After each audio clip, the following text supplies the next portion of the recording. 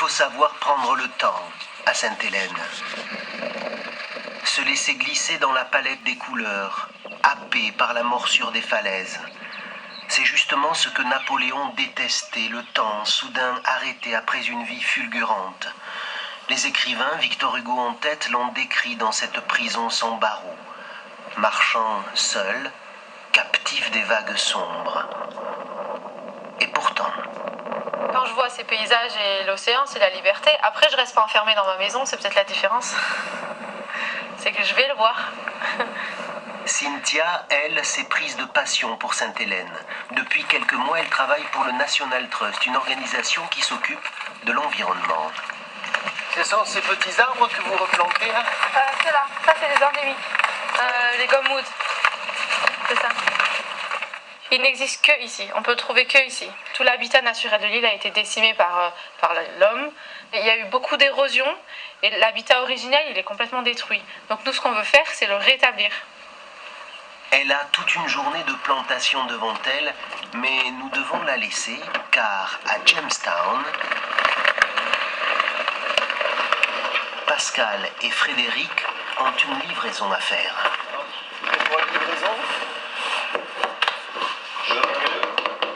L'uniforme de l'empereur, commandé par l'Office du tourisme, fait sur mesure en France. C'est votre don, ça, c'est ça?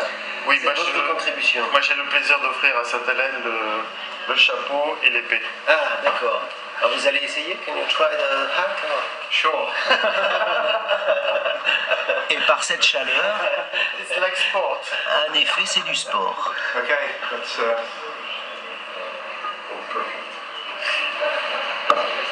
Pour le bicentenaire de l'arrivée de Napoléon en 1815, Sainte-Hélène prépare des célébrations et c'est Meryl qui jouera le rôle de l'empereur. Nous serons très inspirés par la France, comme vous voyez. C'est notre façon de rendre hommage.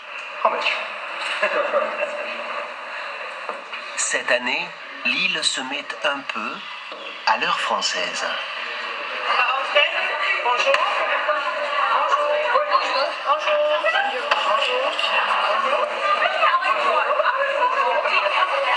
Bonjour. Comment tu t'appelles? Michel, je m'appelle Michel. Et toi? Je m'appelle Colby. Comment tu t'appelles?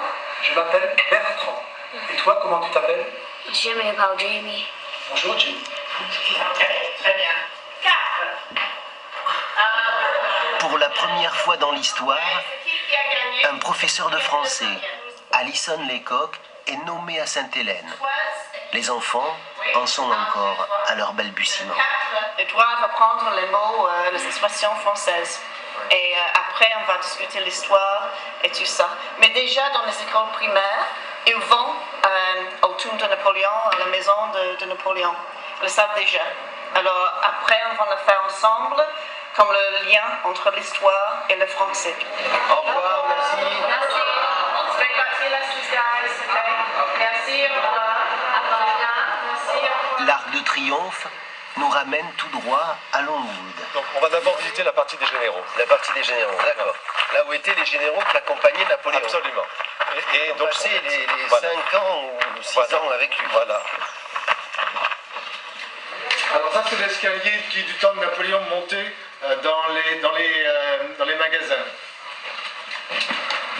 Michel d'Antoine Martineau, le consul, a lancé tout un programme de travaux. Donc toute cette partie-là, c'est encore en cours de réouverture au public. Donc voilà le four à pain du temps de Napoléon, qui n'a pas bougé, par contre, ainsi que la cheminée. Et ce sont les employés des domaines qui font revivre les lieux. On refait le parquet. Et vous gardez le même style? Oui, le même style. C'est ça l'objectif, c'est de redonner à la maison son utilité et sa fonction et son apparence et la disposition des pièces 1821. Une partie de l'aile des généraux a déjà été restaurée grâce à une souscription, des dons recueillis par la Fondation Napoléon. L'idée est de pouvoir accueillir ici des groupes pour des séjours. Les gens qui loueront cet espace se serviront de cette pièce comme salle à manger. il y a 2 chambres à coucher. Le consul veut donner un nouveau statut au domaine pour assurer le financement. Du temps de Napoléon, c'est l'Angleterre qui réglait toute l'addition, le prix de sa tranquillité. L'histoire diffère selon les points de vue. À la résidence du gouverneur, son Excellence a quelque chose à nous montrer. Dans un salon, il y a le portrait de Hudson Lowe, le gouverneur que les Français présentaient comme sinistre, rigide et mesquin. Je les ai mis face à face. De l'autre côté, il y a le portrait de Napoléon qui le méprisait souverainement. Il savait qu'il ne pourrait pas s'échapper. Alors tout son jeu, son plan a été de saper l'autorité de mon distingué prédécesseur, en diffusant des histoires en Europe et en particulier à Londres pour dire qu'il était maltraité. Puis, dans les jardins du gouverneur, nous avons une audience avec un personnage hors du commun, un des symboles de l'île.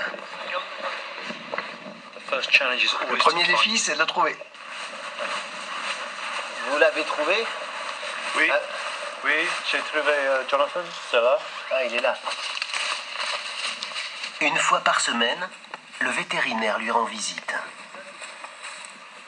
Il connaît ma voix. Salut, Jonathan. Et